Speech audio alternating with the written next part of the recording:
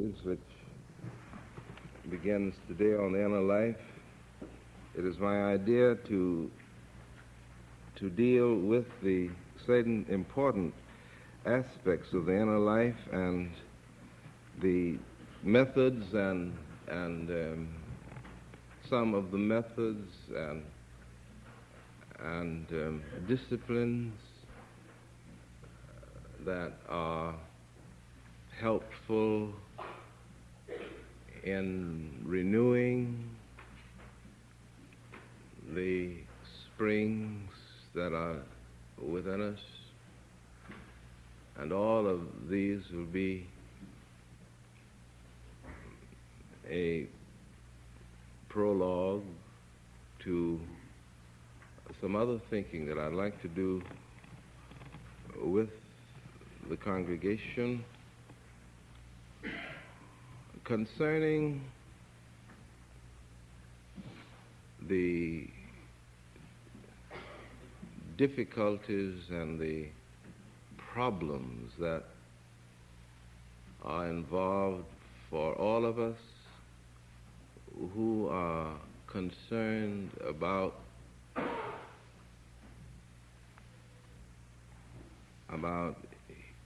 the meaning of human dignity in the world, who are concerned about the kinds of attitudes that at one time were very familiar to us and were part of the presuppositions of our lives, and now, because of the blanket of fear that is sweeping all over America and the world, we are permitting what seems to me to be diabolical forces to establish squatters' rights over positions which belong to those who believe in the dignity of the mind and the spirit of man. But I feel that as a background for that, we need to think carefully about the inward part of us. These two things, one from an English poet and one from the Apostle Paul. Hemmed in by petty thoughts and petty things, intent on toys and trifles all my years, pleased by life's gauds, pained by its pricks and stings, swayed by ignoble hopes and ignoble fears, threading life's tangled maze without life's clue, busy with means, yet heedless of their ends, lost to all sense of what is real and true, blind to the goal to which all nature tends. Such is my surface self. But deep beneath, a mighty actor on a worldwide stage, crowned with all knowledge, Lord of life and death, sure of my aim, sure of my heritage, I, the true self, live on in self's despite, that life profound whose darkness is God's light. And then these rather searching words from the apostle.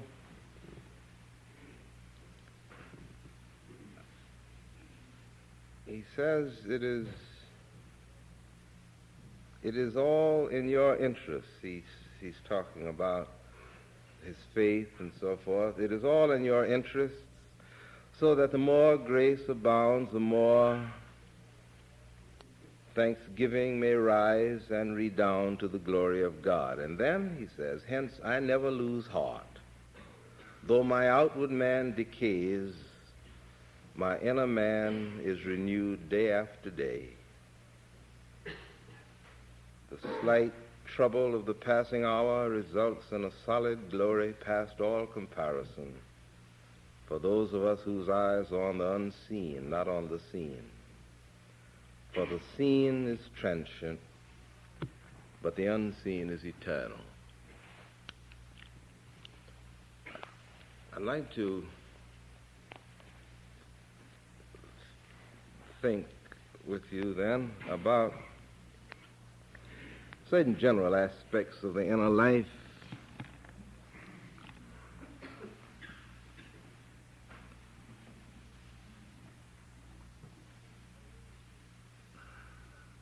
For purposes of reflection, I would like to begin by distinguishing, if I may, between those things that are apparently superficial in us, those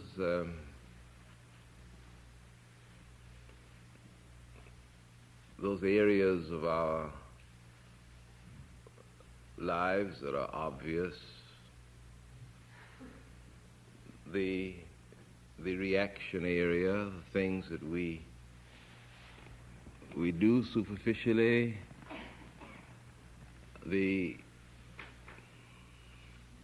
words that we speak, from which we extract the meaning before we send them out and then send them on their way. There's a whole area in which we have agreed to be casual and unreal, even to be deceptive, but by agreement. For instance,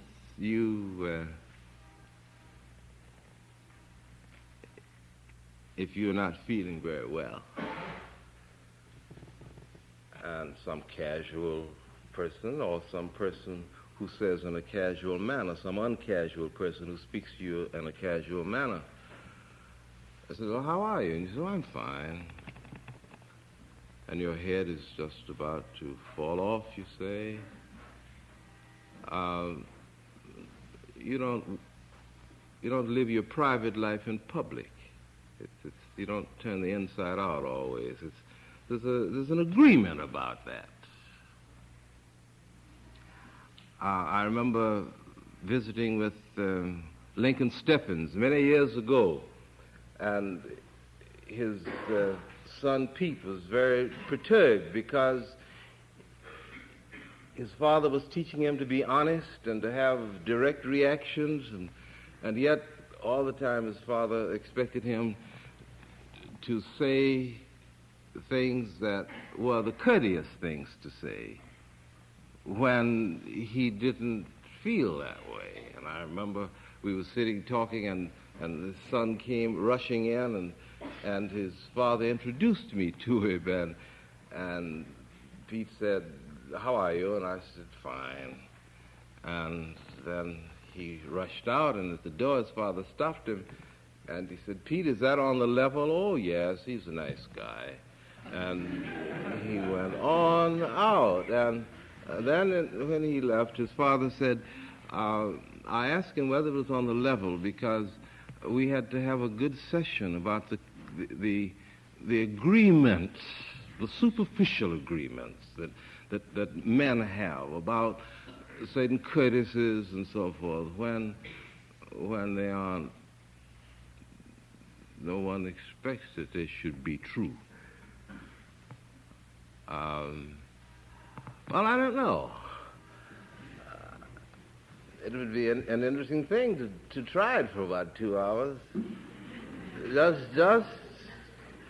Just saying what it is, calling it by name without blinkers. I imagine it would be a great relief to a lot of things that are going on inside of us, but that's neither here nor there. Now, the mind, the thinking process is a part of this first layer, this first division of the inward parts. the whole reflective process of the mind, the problem-solving process of the mind. And that is why there are many men think that there can be no thinking on the part of the individual apart from some problem, some kind of difficulty, some felt difficulty that upsets this normal flow of what we call the pattern of adjustment, or just superficial adjustment. But in the operation of this first level, the thinking part of us, thoughts become very important as far as determining what our inner life is like.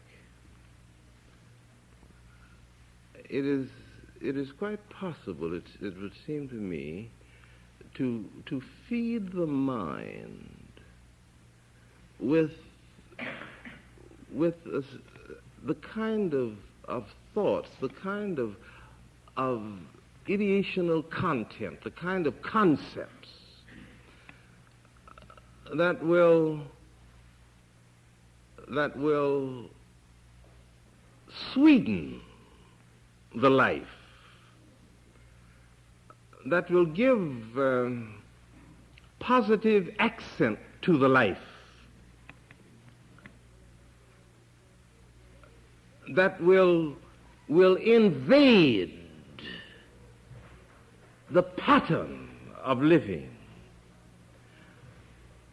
Not so much in terms of a set of proposals about goodness or beauty or wholeness, but rather in terms of quality, of flavor, of tang, of overtone.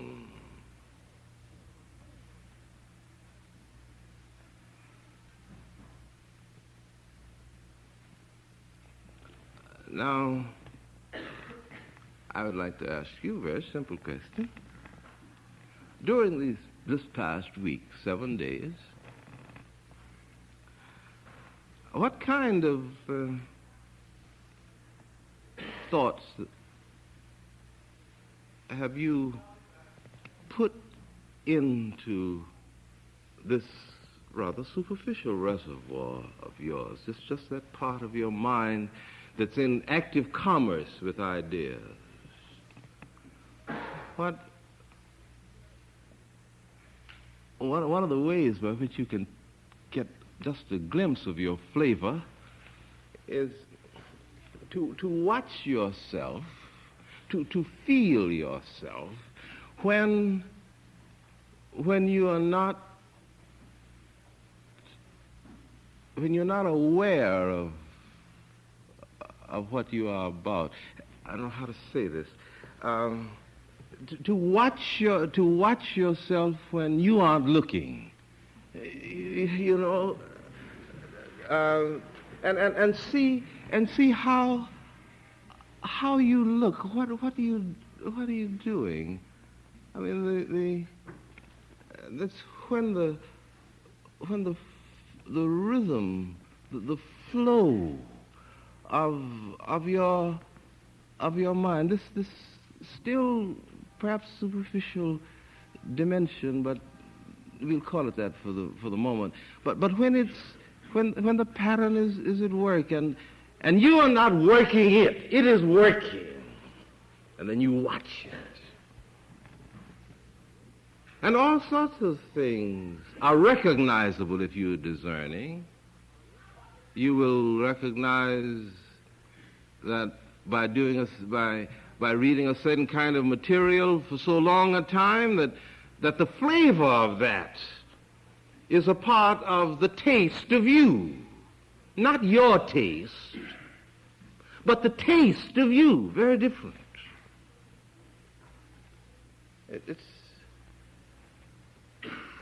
And in that sense, you see, I can, even though in a limited way, in that sense I can create the kind of flavor that I shall have. In that sense, I can create my own judgment, the own judgment that life will pass upon me. Now, that's almost a mechanical process, but not quite mechanical. So that a man can deliberately go about the business of feeding into his mind the materials which, when they fructify and blossom, will transform the quality of his being. That's possible. The world is full of witnesses of that stuff. Now there's a second area. It is a wider, deeper area. There are all sorts of words by which you recognize it, and I'm a little self-conscious to talk about it because everybody is an expert in psychology now, and so I will call it this big, this vast continuum. They have a lot of words for it. It's the unconscious and the something else, the something else. But it is a vast continuum that has been opened up, and it has, in this opening process, we have become aware of great abysmal drives that are churning away, and now and then they throw up to the surface things that make havoc of the nicely arranged furniture, period furniture.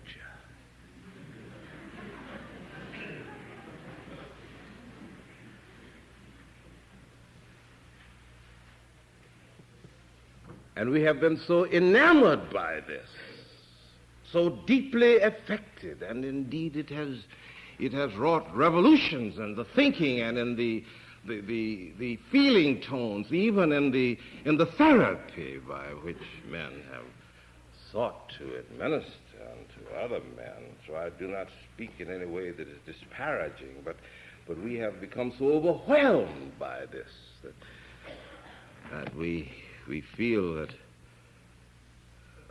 that it represents not only the connecting link with the soul, or the rhythm, or the pulse, the respiration, that's the word, with the respiration of all the generations of human beings who've ever lived, and before them, those who stood in immediate candidacy to become human beings, a whole round movement of the upward push of life. It is a point at which we are involved in that process. So now and then, when the tide rises, it is because of the movement of moons that are far beyond the furthest rim of our memories or our thinking.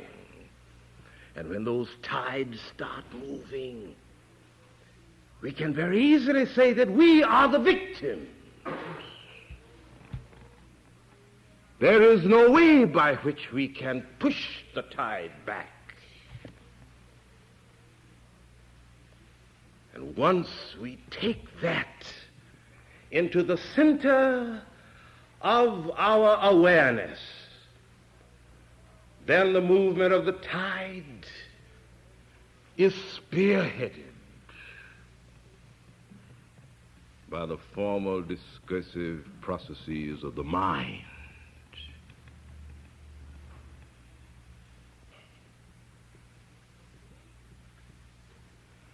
And we hope to relate this level to that one in ways that are conscious, so that we may use this great continuum as a resource upon which we draw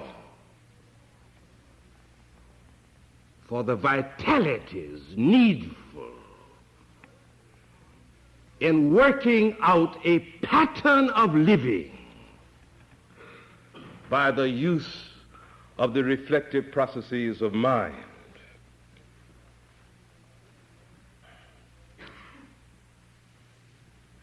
And in a very interesting way, in some of our thinking, this continuum has taken the place of God. It is God. Now, I'd like to take one more step. It seems to me that there is still a deeper level in the human spirit, a level that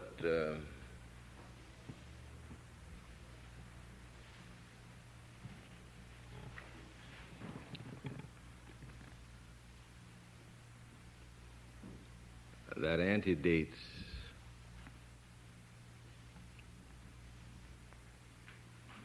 the group soul, the folk spirit,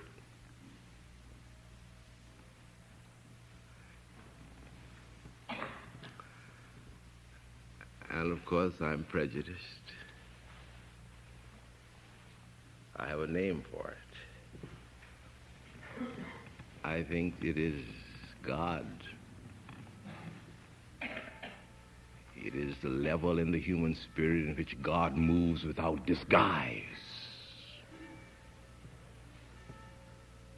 Socrates had the idea, in part. You remember how he, in his explanation of the soul, he talks about, he says that the souls lived in the presence of God before they were born and before they became involved in time and space. They were in the presence of God, waiting for their time, as men line up with their parachutes to jump out of a plane.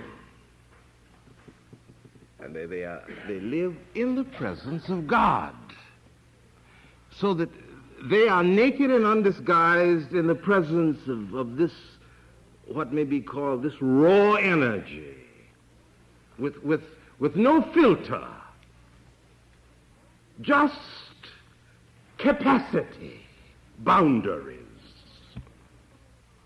And then when the moment comes for life, says Socrates, these souls become involved in bodies and become a part of the time-space predicament. Then, he says, everything that is knowable, they have already. And that is why, for him, teaching is not teaching. It is learning is not learning. It's recollection. And you remember the dramatic instance in which he brought a slave into the academy, and by asking him a series of questions, he finally had the slave answer something, give an answer to something that was completely outside of the realm of the slave's experience in any of his generation. That the ground of the spirit of man is not like the eternal, but is the eternal. And therefore, he who sends his shaft down deep enough strikes that stream which becomes the living water, washing and purging and cleansing. And I think that is why when men talk to you now about ways by which number 1 section and number 2 section can be straightened up and people may become whole, they say to you, there is no substitute that can be shared with the distressed person in mind and soul. No substitute for love, for being cared for.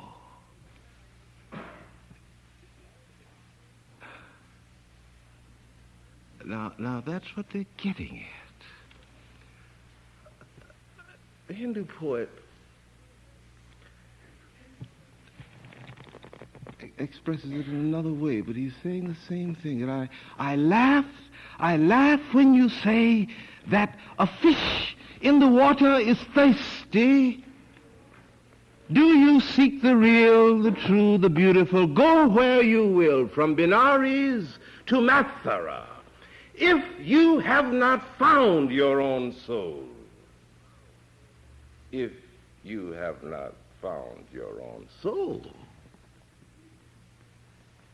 the world is unreal to you. That's what he's talking about. Some years ago, and I'll stop now. Some years ago, a friend of mine gave me an old copy of the National Geographic magazine.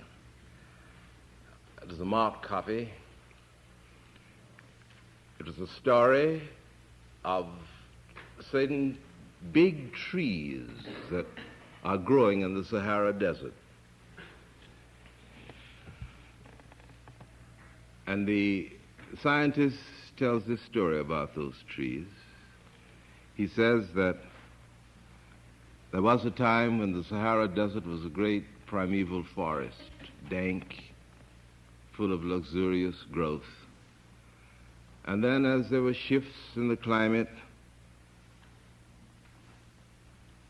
the moisture began disintegrating, and finally, at long last, there was the desert waste.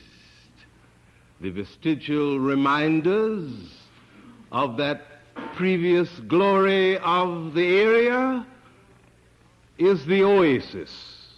It is the signature of the jungle left in the desert.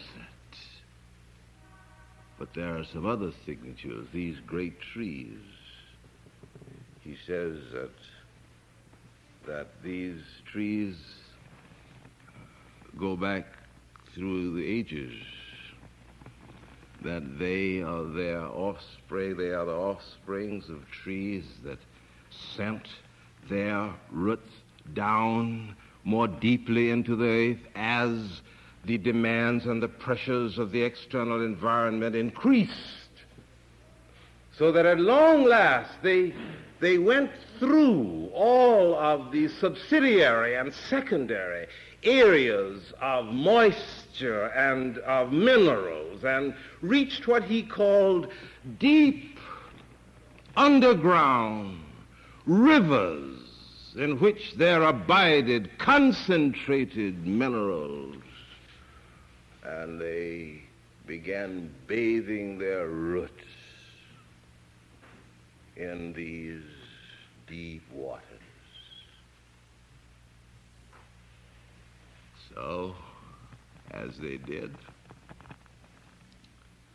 Strength and energy, power, ability to stand the torrid heat, the windstorms, everything. So independent of oasis, here and there the traveler occasionally runs upon one of these trees with green leaves in the desert. Now,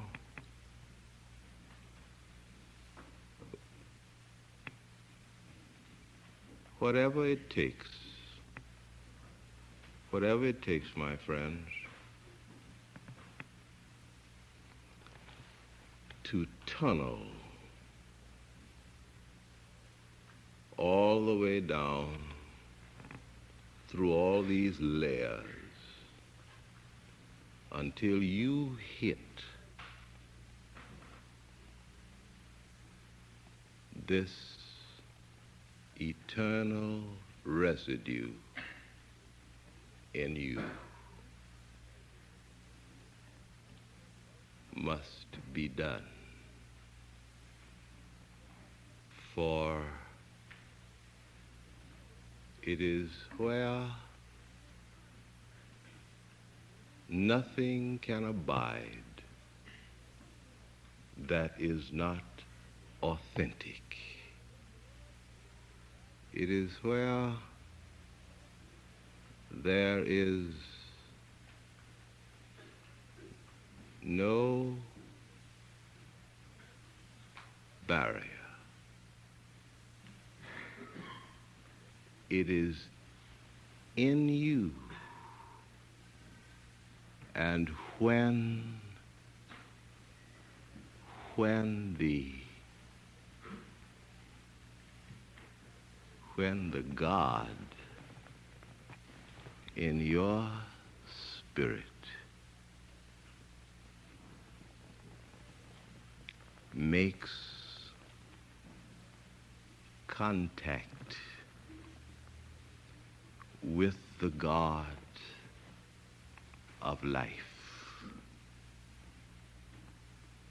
then there is established in that moment a current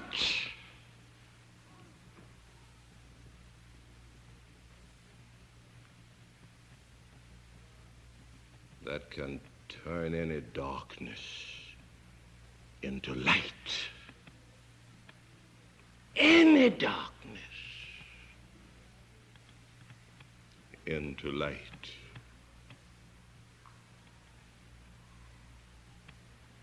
Oh, how tragic it is